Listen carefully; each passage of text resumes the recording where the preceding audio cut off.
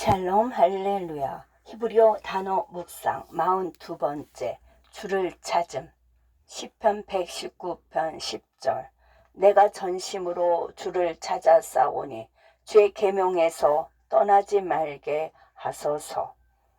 내가 모두와 함께로 번역한 히브리어 다칼 BAKAR의 흥미로운 접은 완전한 전체의 의미로 전체성을 표현하지만 신부, 약혼 상태, 옹호하는 의미로 사용될 때에는 전심과 열정적인 사랑으로 하나님을 찾는 방식을 묘사한다.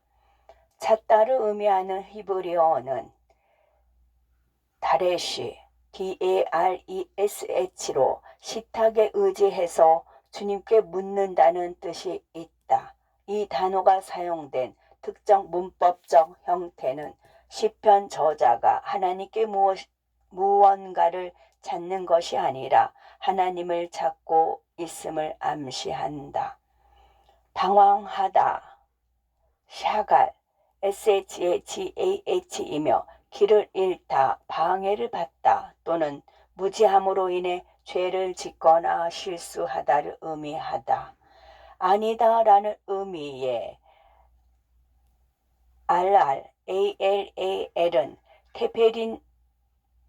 테레빈 나무 또는 참나무와 같은 어근에서 유래했으며 여기에는 주님의 계명에 굳건히 뿌리를 내리고 기초를 두고자 하는 소망이 담겨 있다. 그렇다면 계명이라는 단어는 무엇을 암시할까? 히브리어 단어로는 TSAVAH이며 법령이나 위원회를 임명하거나 제정한다는 뜻이 있다. 이 단어의 다른 용법은 군대에 복무하거나 전쟁에 나가는 것과 같은 군사적 의미도 있다. 또한 시련, 투쟁, 고통의 의미로도 사용된다. 당신의 소원이 이루어질 것이다. 나는 이 구절이 겟세마네 동산에 예수님을 표현하거나 예표한다고 생각한다. 그리고 마태복음 26장 39절, 42절 그리고 시편 119편 10절 사이에 직접적인 상관관계가 있다고 생각하는데 시편 119편 10절은 예수님께서 그 동산에서 기도하고 계셨던 순간을 예언적으로 말하는 것 같다.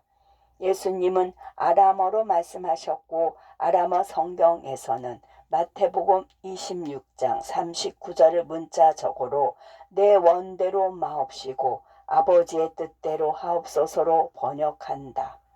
원하다의 히브리어 단어는 영어로 종종 의지로 번역된다. 아람어로는 TSAVA이며 시편 119편 10절에 히브리어 TSAVAH와 동일하다.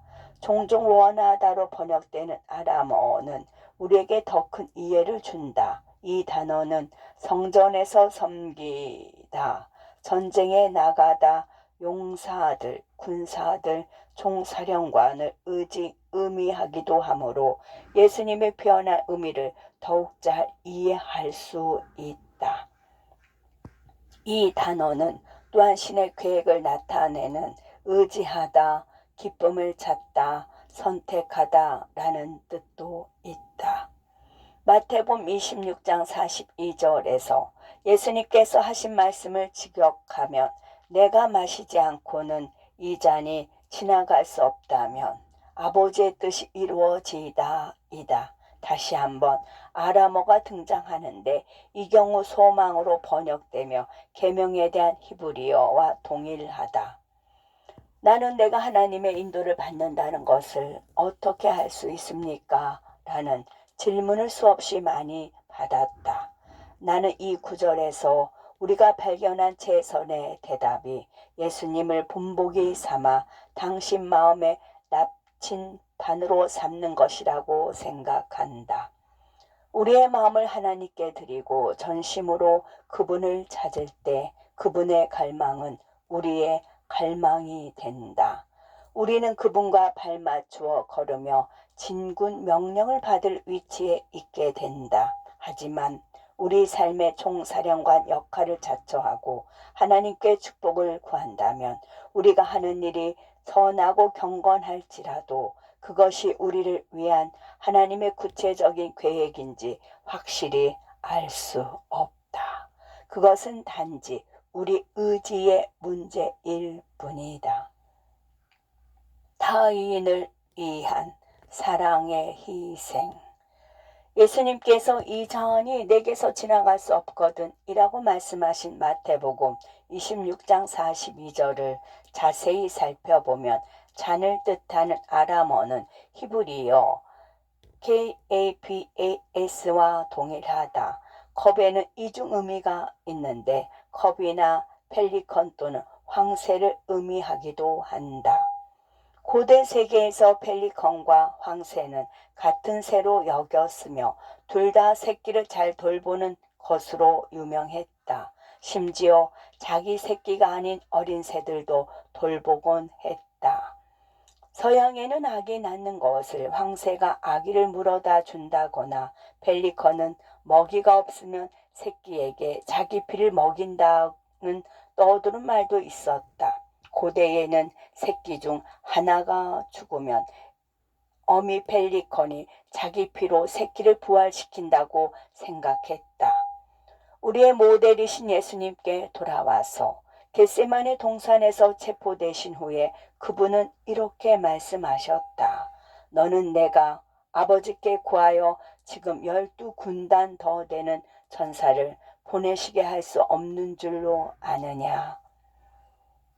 이 구절에서 우리는 예수님이 십자가에서 죽을지 말지를 선택할 수 있었지만 사랑의 포로였기 때문에 그분의 유일한 선택은 아버지의 뜻을 행하는 것뿐임을 알 수 있다.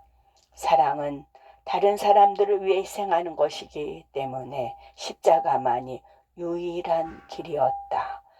우리도 같은 방식으로 사랑할 수 있을까? 예수님께서 누구든지 자기 목숨을 얻으면 잃을 것이요 누구든지 나를 위하여 자기 목숨을 잃으면 찾으리라고 말씀하셨다.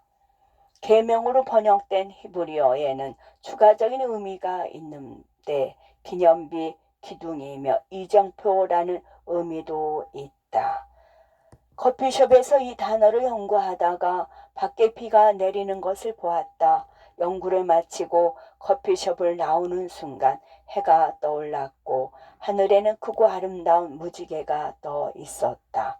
물론 우연의 일치라고 말할 수도 있지만 내게는 오늘 공부가 그분의 즉 소망이었다는 것을 알려주시는 하나님의 끄떡임이요 이정표였다.